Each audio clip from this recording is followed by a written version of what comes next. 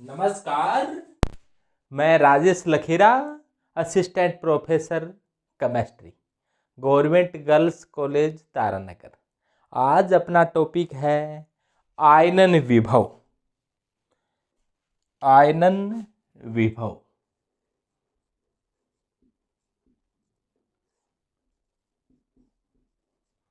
इसे आजकल आयनन एंथैल्पी भी कहते हैं।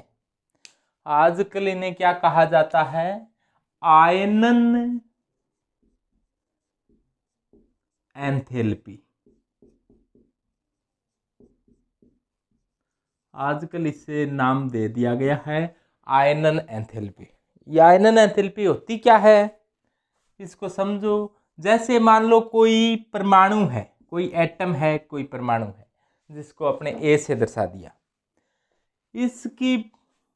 इसके अंदर एक नाभिक है। नाभिक के चारों ओर इलेक्ट्रॉन निश्चित कक्षाओं में चक्कर लगाते हैं। तो आयनन विभव क्या होता है? कोई भी एटम है, कोई भी परमाणु है, उसकी बाहरी कक्षा में, बाहरी बार की लास्ट कक्षा, बाहरी कक्षा में सबसे ढीले बंधे हुए इलेक्ट्रॉन को, ये इलेक्ट्रॉन है, इसको क्या करना है? कुछ ऊर्जा देंगे तो ये क्या हो जाएगा? बाहर निकल जाएगा।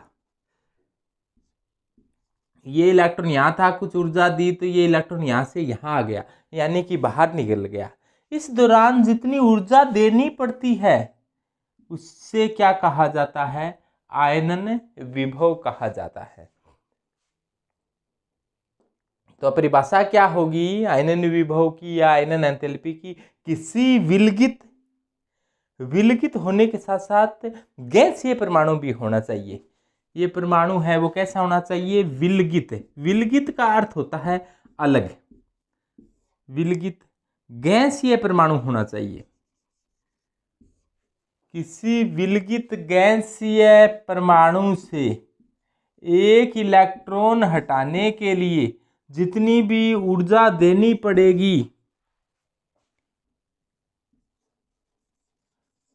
उसे ही क्या कहा जाता है? आयनन विभव, आयनन एंथैल्पी कहा जाता है। इसको आई से कह दो या आयनन विभव आई पी से, आयनाइजेशन पोटेंशियल या आयनन एंथैल्पी कहते हैं।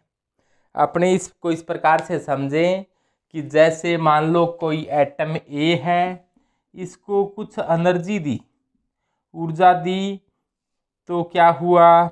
ए प्लस में बदल गया, यानी कि एक इलेक्ट्रॉन इसने त्याग दिया और इलेक्ट्रॉन है वो बाहर निकल गया।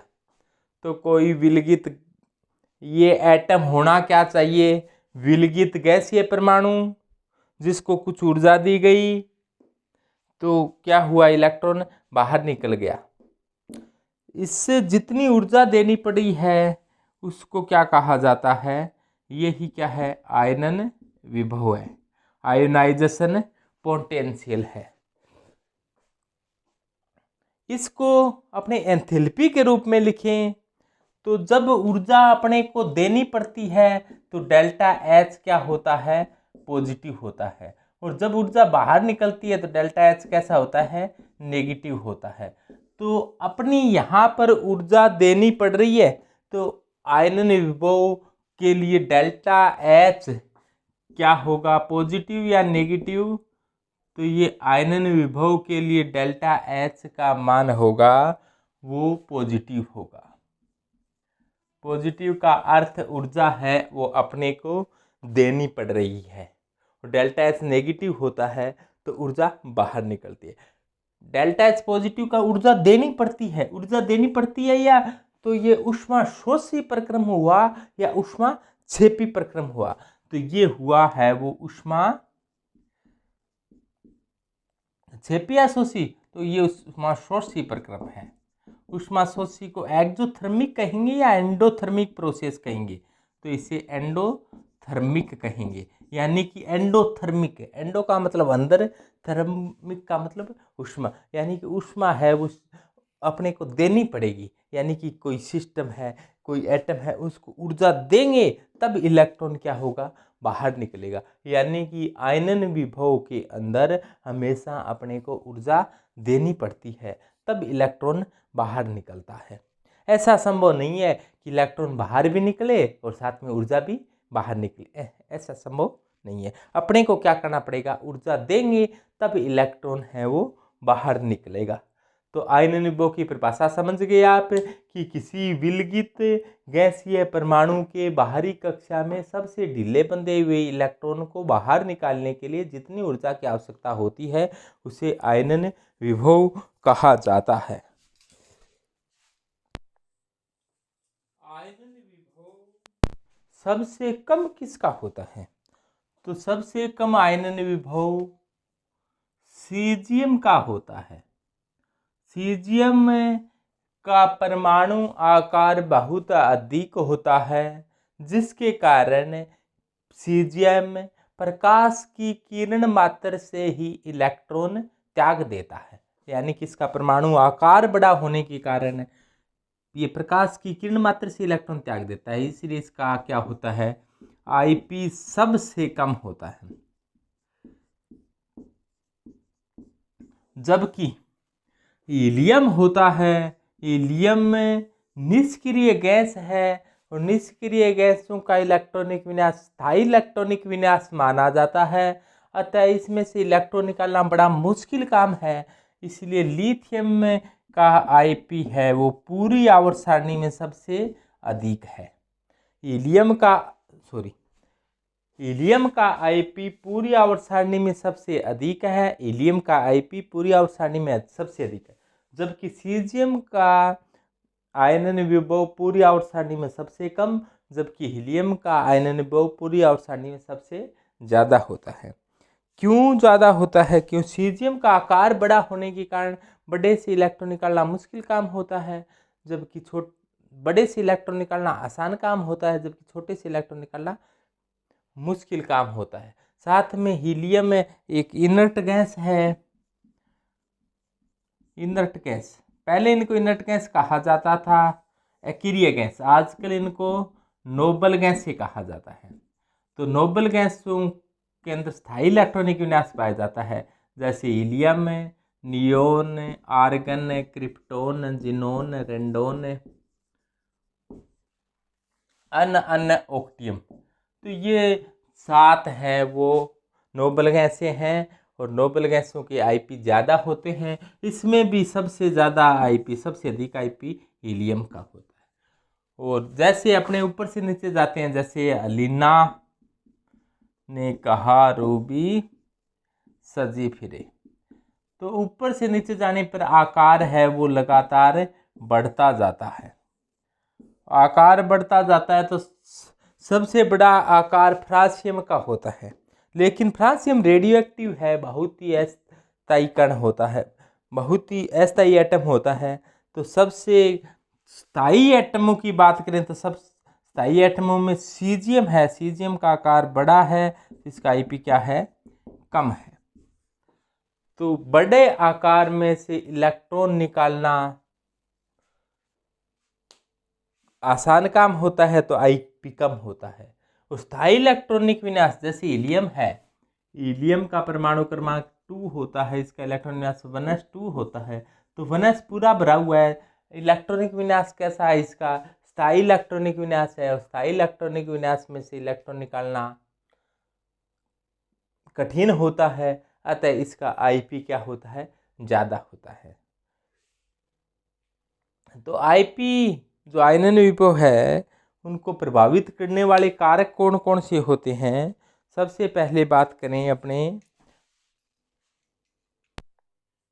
कोई भी एटम है उसमें से प्रथम इलेक्ट्रॉन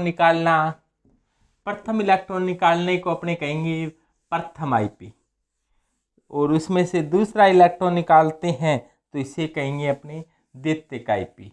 यदि तीसरा इलेक्ट्रॉन निकालते हैं तो इसे कहेंगे तृतीयक आईपी, और यदि चौथा इलेक्ट्रॉन निकालते हैं तो इसको कहेंगे चतुर्थ आईपी। जैसे समझो ये कोई एटम है, इसको कुछ ऊर्जा दी, इसी ऊर्जा को क्या कहा जाता है, आईपी कहा जाता है। यानी कि सबसे पहले उदासीन ऊर्जा देंगे, इसको आईपी फर्स्ट कहेंगे, ऊर्जा दी तो इलेक्ट्रॉन क्या हो गया, बाहर निकल गया, A+ बन गया, यानी कि धनावेश बन गया और इलेक्ट्रॉन बाहर निकल गया। अब क्या करें, इसको A+ में से एक इलेक्ट्रॉन और निकालना है, तो जितनी ऊर्जा देंगे इसको क्या कहेंगे, IP सेकंड कहेंगे। तो क्या बन गया, अब A+2 बन गया और इलेक्ट्रॉन बाहर निकल गया। अब और इलेक्ट्रॉन निकालते हैं तो कुछ ऊर्जा और देनी पड़ेगी इसको, तो IP जितनी ऊर्जा देनी पड़ेगी उसको IP थर्ड कहेंगे। तो क्या हुआ, A+3 बन गया और इलेक्ट्रॉन बाहर निकल गया। इसी प्रकार से A+3 है, इसमें से एक इलेक्ट्रॉन और निकालना है तो और ऊर्जा देंगे, इसको IP4 कह दें, तो A+4 बन गया और इलेक्ट्रॉन क्या हो गया, बाहर निकल गया। अब देखें, अपने सबसे पहले इलेक्ट्रॉन निकाला उसको जितनी भी ऊर्जा दी उसको IP फर्स्ट का, सेकंड इलेक्ट्रॉन निकाला है तो IP सेकंड का, थर्ड इलेक्ट्रॉन निकाला है तो IP थर्ड का, फोर्थ इलेक्ट्रॉन निकाला है तो IP फोर्थ का। तो होता ऐसा है कि उत्तरोत्तर IP है, अपने ऐसे कहते हैं IP first, IP second, IP third, IP fourth में सबसे बड़ा कौन। तो जैसे जैसे पहला इलेक्ट्रॉन उदासीन परमाणु से निकाला तो उदासीन परमाणु आकार में बड़ा होता है, और जब भी उदासीन परमाणु धनावेश में बदलता है तो आकार में काफी छोटा हो जाता है। अब ये छोटे में से इलेक्ट्रॉन निकालना कठिन काम हो गया और बिल्कुल ही छोटा हो गया ये, और बिल्कुल ही छोटे में से इलेक्ट्रॉन निकालना बहुत ही कठिन हो गया और बिल्कुल ही और ही छोटा हो गया। यानी कि जैसे जैसे इलेक्ट्रॉन निकाला जाता है तो पहले उदासीन परमाणु था, अब धनावेश है वो आकार में बहुत छोटा होता है, और धनावेश पर जैसे जैसे चार्ज बढ़ता जाता है आकार है वो बहुत छोटा होता जाता है, और छोटे में से इलेक्ट्रॉन निकालना मुश्किल काम होता है, क्योंकि छोटे का जेड इफेक्टिव है वो लगातार बढ़ता जाता है। यानी कि जैसे जैसे धनावेश बढ़ेगा वैसे वैसे प्रति इलेक्ट्रॉन लगने वाले आकर्षण बल के मान में वृद्धि होगी। तो पहला IP कम होता है, दूसरा IP ज़्यादा होता है, तीसरा IP बहुत ज़्यादा होता है, चौथा IP बहुत बहुत ज़्यादा होता है। यानी कि जैसे जैसे इलेक्ट्रॉन निकाले जाएंगे तो और उसी परमाणु के धनावेश से इलेक्ट्रॉन निकालना है वो लगातार इलेक्ट्रॉन निकालना लगातार मुश्किल होता जाता है। तो यानी कि IP के मान में लगातार वृद्धि होती जाती है, IP का मान है वो लगातार बढ़ता जाता है। यानी कि पहला इलेक्ट्रॉन निकालना आसान काम होता है, इसके बाद के अंदर दूसरा इलेक्ट्रॉन निकालना मुश्किल हो जाता है, तीसरा इलेक्ट्रॉन निकालना और ही मुश्किल हो जाता है। यानी कि अब IP समझ गए आयनन विभव या आयनन लब्धि एंथैल्पी क्या होती है, कि किसी विलगित गैसीय परमाणु के बाहरी कक्षा में सबसे ढीले बंधे हुए इलेक्ट्रॉन को बाहर निकालने के लिए जितनी ऊर्जा की आवश्यकता होती है उसको IP यानी कि आयनन विभव कहते हैं। यानी कि कोई एटम है विलगित होना चाहिए, विलगित का मतलब अलग होना चाहिए, और उस विलगित गैसीय परमाणु में से सबसे ढीले बंधे हुए इलेक्ट्रॉन को आपको बाहर निकालना है, कितनी ऊर्जा देनी पड़ेगी उसको आयनन विभव कहेंगे। और प्रथम इलेक्ट्रॉन बाहर निकालना है तो उसको प्रथम आयनन विभव कहेंगे, दूसरा इलेक्ट्रॉन बाहर निकालना है तो द्वितीयक आयनन विभव कहेंगे, तीसरा इलेक्ट्रॉन बाहर निकालना है तृतीयक आयनन विभव कहेंगे। उत्तरोत्तर आयनन विभव के मान है वो लगातार बढ़ते जाते हैं। सबसे कम आयनन विभव सीजियम का होता है, सबसे अधिक आयनन विभव हीलियम का होता है। तो धन्यवाद। मैं Rajesh Lakhera, assistant professor chemistry, government girls college Taranagar. तो किसी के कोई समझ में नहीं आई है बात तो कमेंट कर कर ज़रूर बताओ कि ये बात समझ में नहीं आई है। कोई भी जो टॉपिक आप नया जो पढ़ना चाहते हो, करंटली पढ़ना चाहते हो, और आपकी कोई दिक्कत है तो वो भी कमेंट बॉक्स में लिखकर ज़रूर बताओ। कोई भी न्यूमेरिकल प्रॉब्लम जो आपसे नहीं हो रही है, कोई समझ में नहीं आ रही है, वो भी कमेंट बॉक्स में ज़रूर बताओ, उसका भी वीडियो बनाकर डाल दिया जाएगा। कोई भी क्वेश्चन हल नहीं हो रही है तो वो भी बताओ, उसका वीडियो बनाकर डाल दिया जाएगा। तो अपने गवर्नमेंट गर्ल्स कॉलेज तारानगर के चैनल को सब्सक्राइब कर लें और उसको लगातार देखो, लगातार नई नई वीडियो डाले जा रही हैं, तो ये आपके लिए बहुत ही लाभप्रद होगा। तो धन्यवाद।